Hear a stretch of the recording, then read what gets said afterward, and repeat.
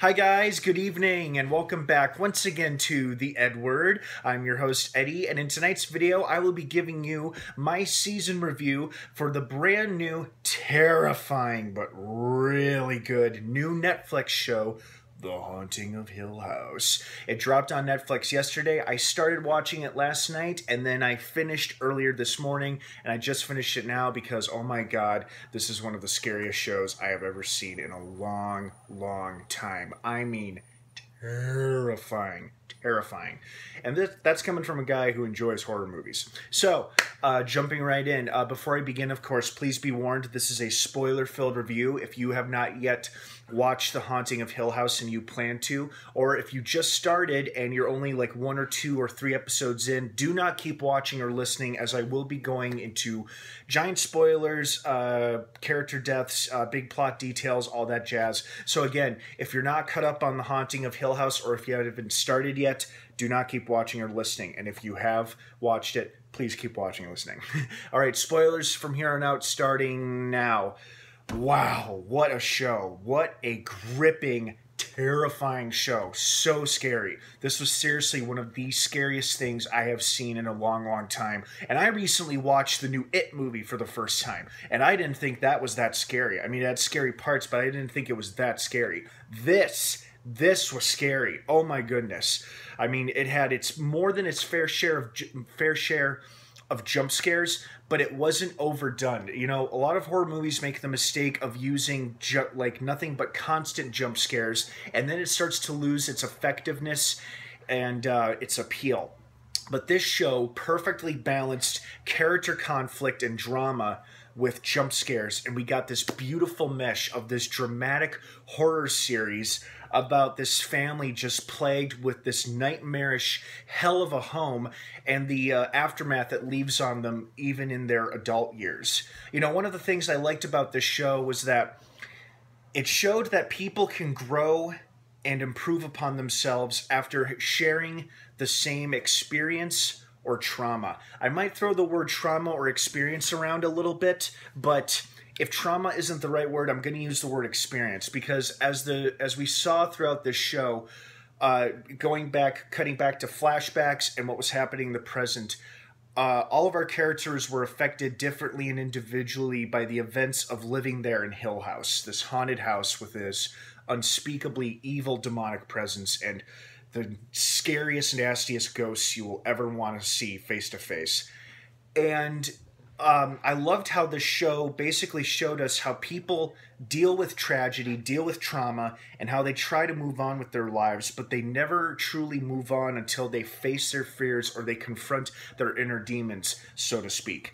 And I liked that's what this show did. It showed us how people can share the same experience or the same trauma, tragedy, whatever you want to call it, and then grow and move on as people and as individuals. So I liked that aspect of it. What I also enjoyed was the effects of the scares in this show. One of the other things I enjoyed, one of my favorite scenes, and possibly one of the scariest moments, is when the two sisters are arguing in the car when Shirley thinks that she saw her sister making out with her husband in the basement after the power outage. I'll get to that in a minute. But I loved how their spirit, the ghost of their dead sister, who's all creepy, ashy, gray, and demonic looking, roars and goes between them like, ah! You know, because they're both up front in the seat of the car, and she just lurches between them, causing them to go off the road. And I realized she's not trying to kill them or to scare them. She's trying to get them to stop fighting. She doesn't want them to fight each other. She wants them to focus on the task at hand, which is retrieving their troubled drug addict brother and stop him from doing something potentially dangerous to himself and to other members of their family. And in order to get them to stop bickering, she scares the hell out of them, because if that ghost really wanted to, she very well could have easily killed them or caused them to really lose control of that car. And the worst they did was veer off the road and go onto a lawn somewhere. Oh my god, that was a scary jump scare. There were so many great scares and jump scares throughout this whole show. I was just like, ah, you know, I was audibly sitting alone here in my apartment. I was just like, ah, or you know, several times, audible, And I think one of the things that I liked about it so much, and they did such a good job filming this, is they captured that age-old fear. Or at least, I might be generalizing, but I think this is something a lot of us can relate to, or at least I can.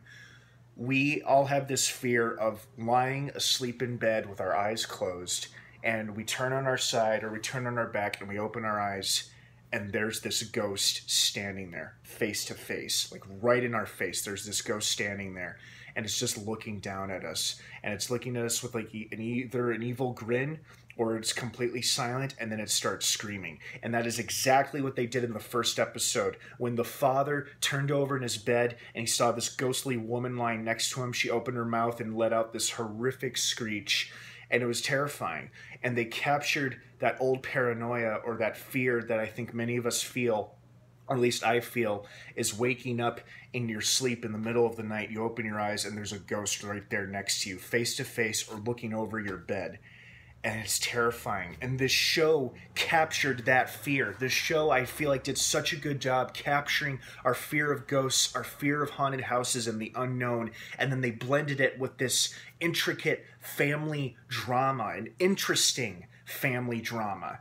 And one of my favorite, I think my favorite episode has to be episode 6, where they're in the funeral home during the wake, and all of these old conflicts and resentments come out.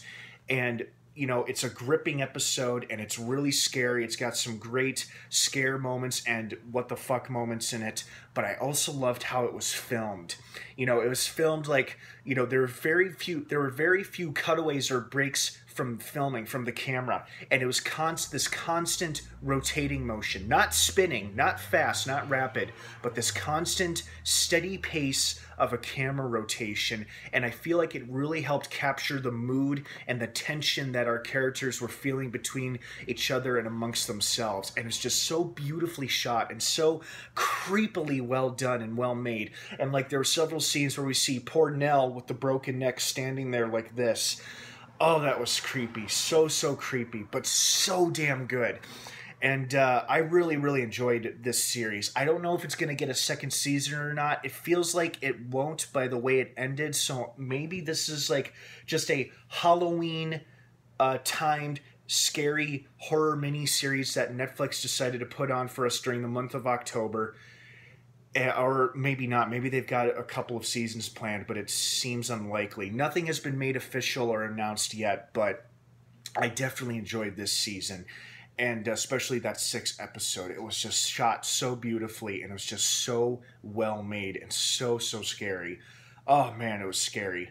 I don't know if you guys can tell, but, you know, haunted houses and ghosts, you know, scare the hell out of me. Well, guys, what did you think of The Haunting of Hill House? Did you love it? Did you like it? Did you hate it? Expecting more? Expecting less? Were you freaked the fuck out like I was? Did you have trouble falling asleep last night like I did? Please leave your thoughts and opinions and your feedback down below in the comments section. I'd love to hear from everybody. As usual, you may disagree with one another. Of course, we're all entitled to our own opinions. Just please keep it civil and be respectful of one another's beliefs and opinions, and don't forget to subscribe to this channel for more Netflix reviews and other upcoming Halloween shows and films. I hope you're all excited about it as much as I am. Have a great rest of the day, and don't forget to check out The Haunting of Hill House now streaming on Netflix. Have a great rest of the day, and of course, until next time, may the Force be with you.